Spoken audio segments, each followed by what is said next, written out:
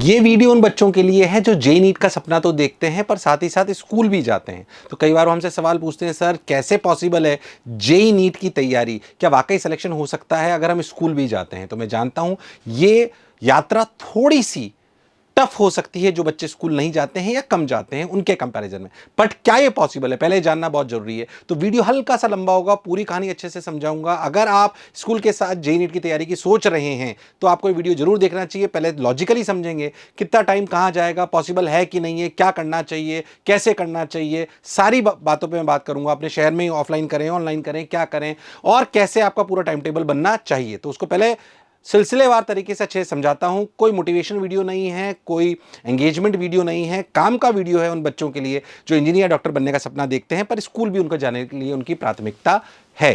तो पहले अपन समझते हैं कि हमारे पास व्यक्तिगत रूप से अगर मैं बात करूं तो जो बच्चे 11th में अभी हैं उनके लिए मैं बात कर रहा हूं। तो जो बच्चे 10th से 11th अभी मूव कर रहे हैं, अगर उनसे बात करें तो करीब करीब उनके पास कितने दिन हैं मैं आपको समझाना चाहता हूं। उनके पास दिन मैं 1 जून से काउंट कर रहा हूं और काउंट कर रहा हूं सिर्फ 31 दिसंबर 2027 तक। तो करीब करीब उनके पास 500 हो सकता है। आप थोड़ा 2-5-7 दिन बाद मुझे देख रहे हो वीडियो में, हो सकता है उससे कोई खास फर्क नहीं पड़ता। 31 दिसंबर की बजाय थोड़ी बहुत आगे डेट शिफ्ट हो जाएगी। मैं 31 दिसंबर 2027 की बात कर रहा हूं क्योंकि ये वाले बच्चे जो अभी 11th में हैं, ये जो 12th का एग्जामिनेशन दे रहे होंगे, ये 12th का एग्जामिनेशन देंगे 2028 में। तो मैं पूरी तैयारी सिर्फ आपको 31 दिसंबर 2027 तक की बता रहा हूं क्योंकि इसके बाद आप आराम से अपने बोर्ड की तैयारी भी कर सकते हो बिना किसी दिक्कत के। आप अगर ध्यान दें तो लगभग आपके पास 580 दिन है। कितने दिन है? 580 दिन। तो 580 दिन की अगर मैं आपको बात बताऊं तो ध्यान से देखिएगा। 580 दिन है। इसमें से अगर मैंने ये माना है कि आपका जो स्कूल है वो 5 डेज है और अगर आप ध्यान से देखोगे सारी हॉलीडेज वगैरह हटा दें तो करीब करीब आपको 330 दिन स्कूल जाना पड़ेगा। तो बच्चा सोचता है मैं स्कूल के साथ कर ही नहीं सकता हूं। अगर आप बहुत ध्यान देंगे तो 580 में से 330 दिन के आसपास ही आपको स्कूल जाना पड़ेगा।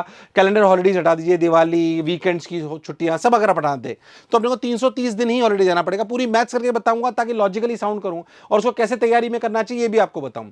करीब करीब 250 दिन ऐसे होंगे जब आपको स्कूल जाने की जरूरत नहीं पड़ेगी। चाहो तो आप ये कैलेंडर को उठा के देख लो, आपको मेरी बात समझ में आ जाएगी।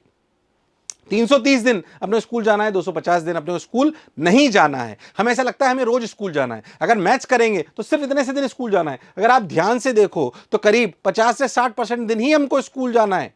मतलब 2 दिन में से 1 दिन ही लगभग स्कूल जाना है। ऐसा लगता है अरे हम तो पूरे 5 दिन जाते हैं, नहीं जाते हो आप। बीच में छुट्टियां आ जाती है, बहुत सारे वीकेंड्स आ जाते हैं, तो आपको लगेगा कि मैं रोज जा रहा हूं, पर रोज नहीं। इतने से ही दिन आपको स्कूल जाना होता है। स्कूल डेज काफी कम दिन लगते हैं तो हमें इतने से दिन ही जाना होता है। 330 दिन, बाकी हॉलीडेज होंगी बहुत सारी, तो 250 दिन फ्री डेज है। वो ही आपका रियल गेम चेंज करेंगे, ये मैंने आपको लिख रखा है। फिर मैं कह रहा हूं पूरी ढंग से पूरी तैयारी के साथ पूरी मैथ्स करके आपके सामने लाया हूं। ध्यान से सुनना वीडियो, और ये इसका ऑब्जेक्टिव सिर्फ और सिर्फ ये कि आपको समझा पाए कि कैसे पॉसिबल है। ध्यान से देखते पॉसिबल है कि नहीं। आइए, अब 550 दिन है। मैंने मानता हूं कि 7 घंटे आपके स्कूल जाने में चले जाते हैं। देखो मैक्सिमम माने मैंने, हो सकता है 5-6 घंटे में हो जाता हूं। मैं मानता हूं कि आपका कम्यूट टाइम और जो आप स्कूल जाते हो इसमें 7 घंटे आपके, जिस दिन आप स्कूल जाते हो उस दिन आपका टाइम चला जाता है। उस दिन आपका टाइम चला जाता है। 7 घंटे आप अगर स्कूल में चला जाता है, आना जाना और स्कूल का टाइम, और 300 दिन आप जाते हो तो आपके 2310 घंटे पूरे उन 580 दिन में 2310 घंटे आपके किस में चले गए? Spend in school. ठीक है। अब आप एक बात समझो कि मैं आपको ये बोलना चाह रहा हूं कि जो स्कूल जा रहे हैं, स्कूल जाना प्रॉब्लम नहीं है, बट उसके बाद टाइम को इफेक्टिव मैनेज करना बहुत जरूरी है। 2310 चले गए, ठीक है। अब मैं आपको अगली कहानी सुनाना चाहता हूं, ध्यान से समझिए। मैं आपको अपने अनुभव के साथ, इतने सालों से हम इंजीनियरिंग और मेडिकल तैयारी करा रहे हैं। एक बच्चा जो पूरी 11th-12th में तैयारी करता है उसको कितने घंटे के लेक्चर चाहिए, क्या चाहिए, पहले मैं आपको पूरा समझाता हूं, ये अगर आपने नहीं सुन रखा है तो।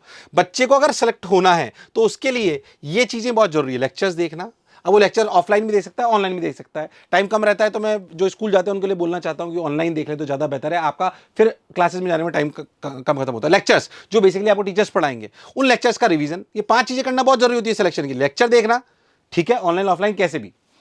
लेक्चर्स का रिवीजन करना, मतलब रोज जो आपको रिवीजन कराया जाता है। प्रैक्टिस, यानी कि जो आपको होमवर्क दिया जाता है, आपको सवाल करने बहुत जरूरी है, इसके बिना कुछ नहीं हो सकता।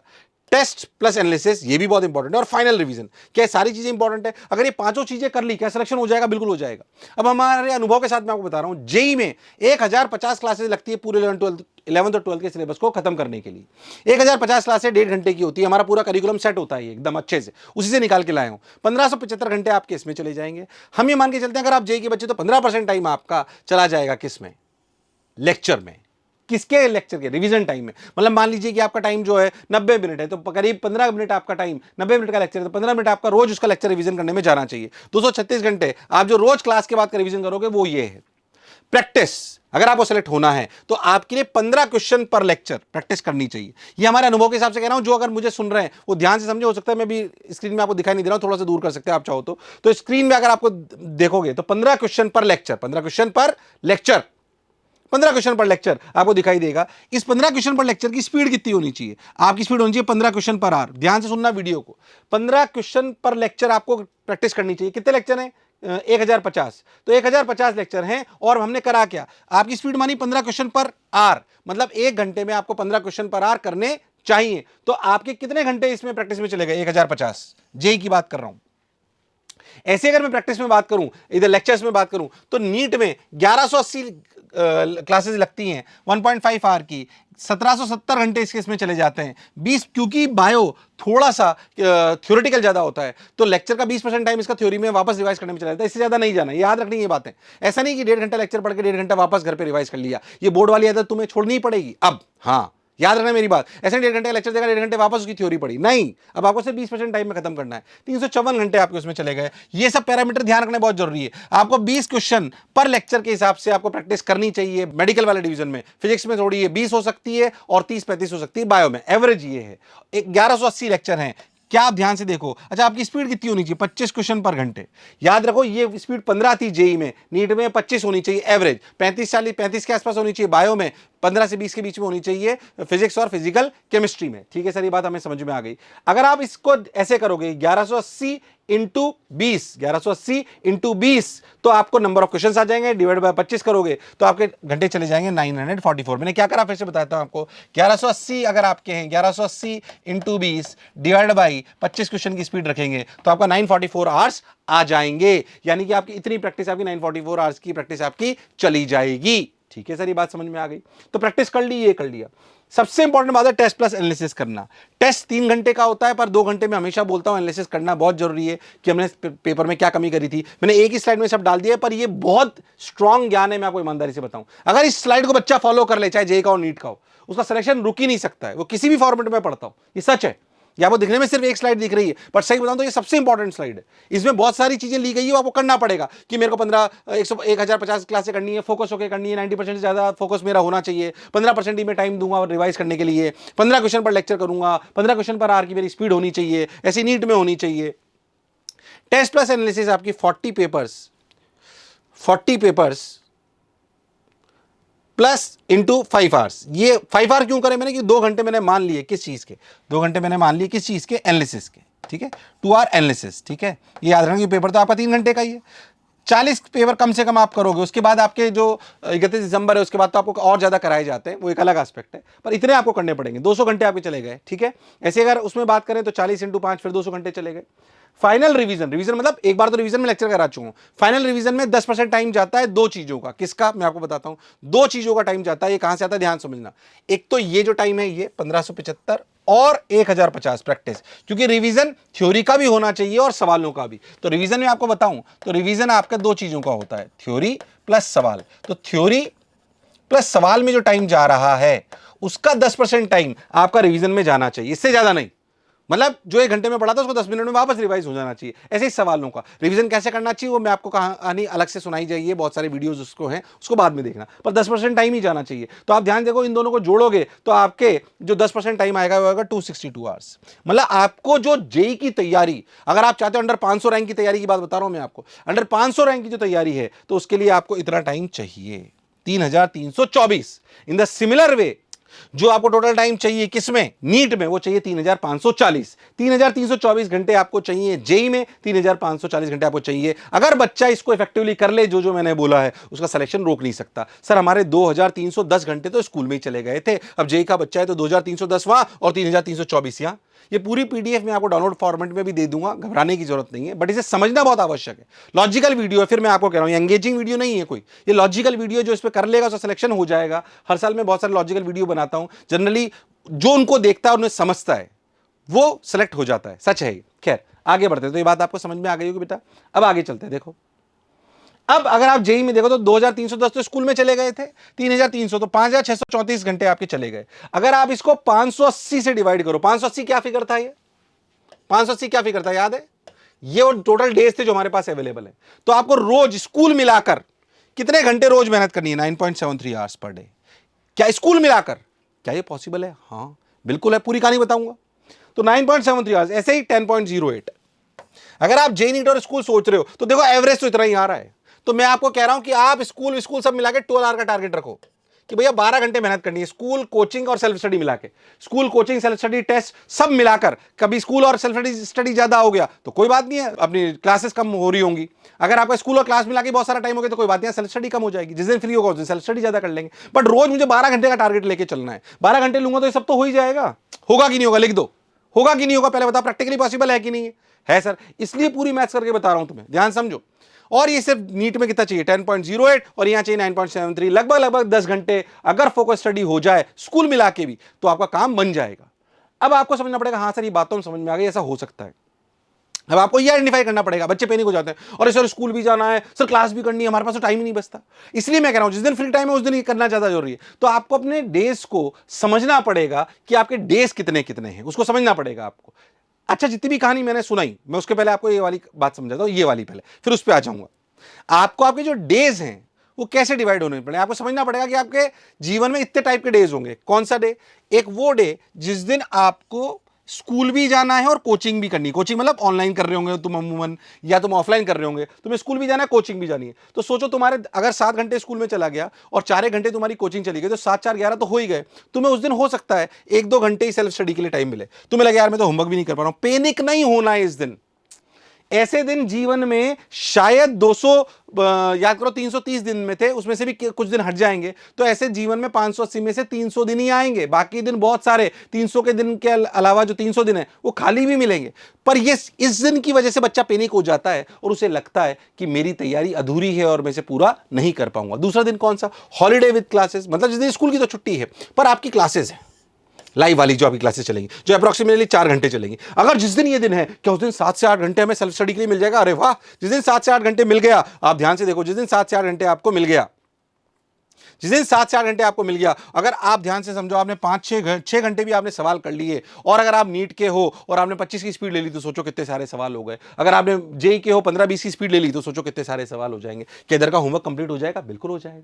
तीसरा दिन आपका किस टाइप का होगा? जिस दिन टेस्ट होगा उस दिन और कुछ नहीं है, उस दिन कुछ नहीं है, तो सिर्फ आपका approximately 3 hour test plus 2 hour analysis. क्या फिर से आपके पास 5 घंटे के बाद 6 से 7 घंटे सेल्फ स्टडी के लिए बच जाएंगे जिस दिन टेस्ट है और स्कूल भी नहीं? ठीक है। और फुल हॉलीडे, आज ना स्कूल है ना आज कोई कोचिंग है, ऐसा हो सकता है संडे को, किसी संडे को ऐसा हो सकता है, आज कुछ भी नहीं ना टेस्ट है, तो फिर आपको पूरे 10 से 12 घंटे मिलेंगे। तो पहली बात आपको समझना पड़ेगा कि आपके जीवन में इस तरीके के 4 दिन हो सकते हैं इस जीवन में। तो आप जिस दिन स्कूल और कोचिंग दोनों जा रहे हैं उस दिन पैनिक होने की जरूरत नहीं है। ऐसे आधे दिन ही होंगे, ऐसे 50% डेज ही होंगे। ईमानदारी से मैं आपको कह रहा हूं, 50% डे जो बाकी मिलेंगे उस दिन आपको ऑन एन एवरेज 8 घंटे के आसपास सेल्फ स्टडी करने का टाइम मिलेगा। और वो 300 दिन को 8 घंटे सेल्फ स्टडी कर ले तो उसे कौन इंजीनियर डॉक्टर बनने से रोक सकता है? हां सर, ये बात आपकी बिल्कुल समझ में आ रही है अच्छे से। अब लॉजिकली बोलो कि क्या हम ये कर सकते हैं? क्या स्कूल के साथ पॉसिबल है? जाहिर सी बात है, ये मैथमेटिकली तो प्रूवन ट्रैक है कि हाँ इतने घंटे हम कर सकते हैं, पर इसके लिए जोश और जुनून होना चाहिए, अपने अंदर इच्छा शक्ति होनी चाहिए। आसान काम नहीं है, बट क्या पॉसिबल है? कई बार ऐसा होता है कोई बोले कि 2 महीने में आईटी क्लियर कर लेंगे, तो लगभग इंपॉसिबल सी बात है। पर क्या इतने टाइम में कर सकते हैं स्कूल के साथ? बिल्कुल कर सकते हैं। बोलो लिखो, ट्राई कर सकते हो क्या? हाँ सर करेंगे। मैंने जो इस पूरी कहानी में आपके साथ अजम्पशन लिए हैं वो क्या लिए हैं कि आप 7 घंटे स्कूल के लिए कम्यूट करते हो। मैंने कुछ कुछ अजम्पशन लिए हैं। आप अगर अपने जीवन को सही से चलाना चाहते हो, 1.5 घंटे में आपका सारा काम होना जाना चाहिए, नहाना धोना खाना पीना। मैंने माना कि अगर आप जेई के बच्चे तो 15 क्वेश्चन पर आर की आप प्रैक्टिस करोगे तब सिलेक्शन के पास पहुंचोगे। मैंने ये भी मान लिया 6 से 7 घंटे आप जो है स्लीप लोगे। मैंने मान लिया सारे घंटे आपको, ध्यान से समझिए।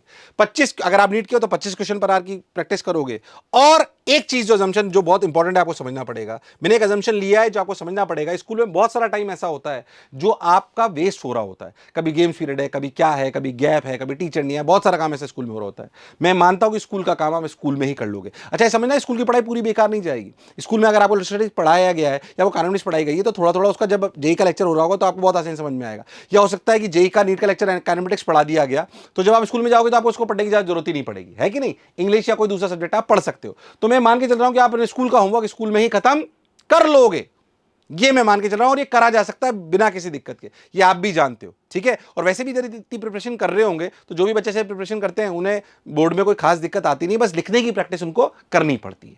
तो ये assumptions मैंने आपके साथ माने हैं। कितने टाइप के आपके दिन होते हैं ये मैंने आपको माना है। ये अगेन बहुत इंपॉर्टेंट चीज है जो मैंने आपको बताया, ये वाली जो चीज है जो मैंने आपको बताई थी, ये वाली ये स्लाइड बहुत इंपॉर्टेंट है, कौन सा टाइप के डेज हैं। अभी और काम की बातें बता रहा हूं, ध्यान से सुनना मेरी बात। और सबसे इंपॉर्टेंट स्लाइड जो एक थी वो ये वाली है। ये बातें आपको बहुत ध्यान से रखनी है। मैं एक बात जो आपको बोलना चाहता हूं वो ये कि बेटा, मैं हमेशा इसे प्रमोट करता नहीं हूं, बट आज मैं बोलना चाहता हूं क्योंकि वाकई इस साल हमने पूरा करके इसको फायदे में पहुंचाया है। तो मैं आपको बताना चाहता हूं 5 मिनट अब मैं जो हम कर रहे हैं उसको आपको बताना चाहता हूं। जनरली ऐसे बच्चों को ऑनलाइन लाइव कोर्सेज को ले लेना चाहिए। कोटा से हम पूरा ऑनलाइन लाइव कोर्स को बताते हैं। अमूमन मैं अपने कोर्सेज को प्रमोट नहीं करता हूं, बट इस वीडियो के माध्यम से मैं बताना चाहता हूं हम क्या कर रहे हैं। नहीं भी कर रहे हो आप तो भी जो मैंने बोला है याद रखना है, ये आपके लिए सब काम का है, तो उसे बहुत ध्यान से सुनना है जो मैं अब कहने वाला हूं। जो मोशन का अनुशासन कोर्स चलता है, जो मोशन का अनुशासन कोर्स चलता है, उसमें हम क्या क्या करते हैं, बिल्कुल पहली बात ध्यान समझो, फटाफट फटाफट आपको बताता हूं।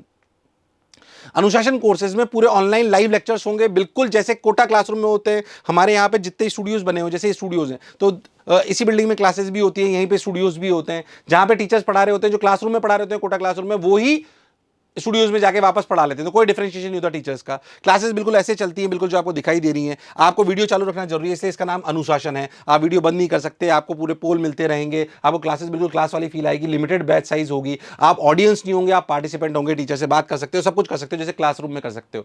क्लासरूम में तो कोई बच्चा हो सकता है पीछे भी बैठता हो, इसमें हर बच्चा फर्स्ट बेंच पे होता है। खास बात यह इस बार रिजल्ट भी अनुशासन से बहुत अच्छा है, इसीलिए मैं व्यक्तिगत रूप से जब तक मेरा कॉन्फिडेंस नहीं होता मैं उसे खुद बताता नहीं कि बच्चे को क्या करना चाहिए। तो लाइव लेक्चर्स होंगे। स्टडी मटेरियल अगर मैं आपसे बात करूं तो स्टडी मटेरियल जैसा कोटा में मिलता है बिल्कुल वैसे के वैसे किट्स और बुक्स, आपकी पूरी पूरी शीट्स जैसे स्ट्रक्चर्ड होती हैं वो सब कुछ आपको वैसे के वैसे ही मिलेंगी। जैसे कोटा का जो स्टडी मटेरियल है कोई डिफरेंस नहीं आएगा। आपका बच्चा कोई कोटा में दोस्त पढ़ रहा है तो सब बता सकते हो, बिल्कुल स्टडी मटेरियल आपका इस तरीके से आएगा। आपके बैग्स, अम्ब्रेलाज, सब कुछ हम बच्चों को रिकमेंड करते हैं कि आप घर पर भी जो है पूरी पूरी ड्रेसेस के साथ बैठिए ताकि अनुशासन बना रहे। इसके अलावा एक हम कोटा का भी स्पेशल किट आपको भेजते हैं, इसको ज़्यादा मेरे को नहीं बोलना चाहिए, कोटा का किट भेजते हैं, कोटा का चंबल का पानी, कोटा की कचौरी, just to give you a feel of Kota. तो बेसिकली सारी चीज़ें आपको जो कोटा में मिलता है सब मिलेगा आपको, DPP, sheets, everything same. Kota offline test जो यहाँ पे हो रहे हैं वही हो रहे होंगे क्योंकि बैचेस अलाइनमेंट में है। यहीं के बैच के साथ आपका बैच चालू होते हैं, उन्हीं के साथ टेस्ट होते हैं, उन्हीं के साथ रैंकिंग आती है। लिमिटेड बैच साइज जैसे मैंने आपको बोला, जैसे मैंने भी आपको दिखाया था, बिल्कुल वैसे कैसे आपको दिखाई देगा। जैसे कोटा में लाइव काउंटर होते हैं बिल्कुल वैसे के वैसे ऐप पर आपको सब कुछ दिखाई देगा कि आपको नोट्स मिल जाएंगे, आपको डेली आपका प्लानर मिल जाएगा, आपको लेक्चर्स रिकॉर्डेड देखने तो वो दिख जाएगा, लाइव क्लास आप ज्वाइन कर सकते हो, ये सब कुछ आपको दिखाई देगा। जैसे अभी आपको दिखाई दे रहा है वैसे ही लाइव क्लासेस पूरी की पूरी होंगी। अगर अपन बात करें तो आपको जो स्ट्रीक्स है, एक खास बात और मैं आपको बताऊंगा, आपको शीट्स, डीपीपी, एक्सरसाइजेस, नोट्स सब कुछ मिलेगा। मैं इसमें ज़्यादा डिटेल में जाना चाहता हूं। एक खास बात हमने अनुशासन के लिए और कर रखी जो बहुत इंपॉर्टेंट है, वो ये है कि अगर बच्चा रेगुलर रहता है तो उसे रोज 100 रुपए मिलते हैं। क्लासेस अगर वो रेगुलर करता है, पूरा वीडियो चालू करके करता है, पोल का जवाब देता है, तो उसे रोज 100 रुपए रिफंड करे जाते हैं। स्ट्रीक चलती है उसकी बच्चे की। सबसे इंपॉर्टेंट है ये देखो, इस बच्चे ने 8,420 रुपए अर्न कर रखे हैं। पिछली बार 400 से ज्यादा बच्चे ऐसे थे जो 18,000 के ऊपर वापस पैसे लेके गए। रोज क्लास करोगे तो 100 रुपए मिलेंगे क्योंकि हमें पता है रोज क्लास करने से फायदा होता है। तो अगर आप स्कूल के साथ हो तो अनुशासन वाला बैच। अच्छा, इसमें हमारी एक बात और हुई थी कि क्या हमें जो बच्चे स्कूल के साथ जाते हैं क्या उनका थोड़ा टेन्योर कम कर लेना चाहिए। तो मैंने पहले कैलकुलेशन करी कि टेन्योर कम करने की जरूरत है, क्योंकि टेन्योर कम करने पे चांसेस कम हो जाते हैं सिलेक्शंस के। अगर हम अपनी क्वालिटी थोड़ी सी कम कर लेंगे, आपको प्रैक्टिस कम देंगे, पर जब पूरी कैलकुलेशन करी तो ये समझ में आया कि स्कूल के साथ भी बच्चा कर सकता है। थोड़ी मेहनत ज्यादा करनी पड़ेगी, उसको शक वाली बात है, पर वो कर सकता है। तो फिर हम कोई भी क्वालिटी को डाइल्यूट नहीं करना चाहते कि आपकी क्लासेस सिर्फ वीकेंड पे लगा दी या सिर्फ 2-2 घंटे कर दी। उतनी ही नंबर ऑफ क्लासेस लगेंगी जितनी कोटा में लग रही हैं। ये घंटे 3 से 4 घंटे होते हैं रोज, बस इतने, और वो हमने कंसीडर कर लिए पूरे के पूरे आपके क्लासेस को लेके, जो मैंने आपको पूरे लेक्चर्स दिखाए थे। तो करना पॉसिबल है, इसमें कोई शक और संशय वाली बात नहीं है। बस बात यह है कि आपके अंदर इच्छा शक्ति होनी चाहिए। कोई कोचिंग संस्थान, कोई एजुकेटर कोई भी शिक्षण संस्थान बच्चे को सिलेक्ट नहीं करा सकता जब तक उसमें इच्छा शक्ति ना हो। प्रमोशन तो वैसे भी परसेंटेज सिलेक्शन के लिए जाना जाता है, मैं बार बार इस बात को कहता हूँ। मेरा फोकस हमेशा ये रहता है, हमारा फोकस हमेशा ये रहता है कि मैक्सिमम बच्चा सेलेक्ट होना चाहिए। और कॉन्फिडेंस इस बार इसलिए कि अनुशासन का रिजल्ट बहुत अच्छे आए हैं। जितनी परसेंटेज कोटा क्लासरूम से आई है उतनी ही परसेंटेज सिलेक्शन अनुशासन से भी आई है, इसलिए मेरा व्यक्तिगत कॉन्फिडेंस भी बहुत बढ़ गया है। लिमिटेड बैच साइज की वजह से ये सब कुछ हो रहा है। तो उसके अलावा जो भी बातें जो आपको पीटीएम है, टीचर्स की पूरी पीटीएम होना, ये होना, वो सब कुछ वैसे ही होता है जैसे कोटा में होता है, बल्कि पीटीएम में ज़्यादा बच्चे इसमें पार्टिसिपेट करते हैं। डाउट काउंटर जैसे यहाँ पे होते हैं वैसे लाइव डाउट काउंटर आपके लग जाएंगे।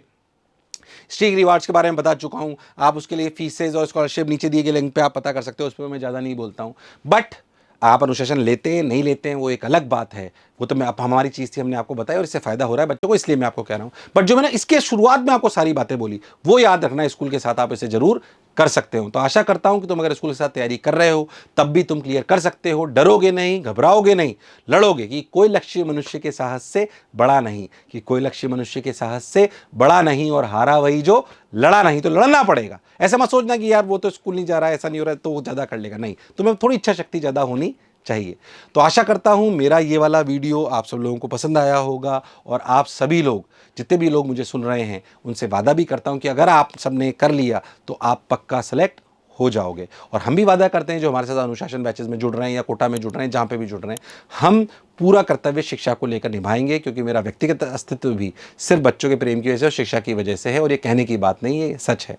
तो मैं अपने कर्तव्य पथ पे बिल्कुल अग्रसर रहूँगा, पर आपसे भी वादा चाहता हूँ कि आप भी निरंतर पढ़ते रहोगे। मुझे सुनने के लिए बहुत बहुत धन्यवाद। Thank you.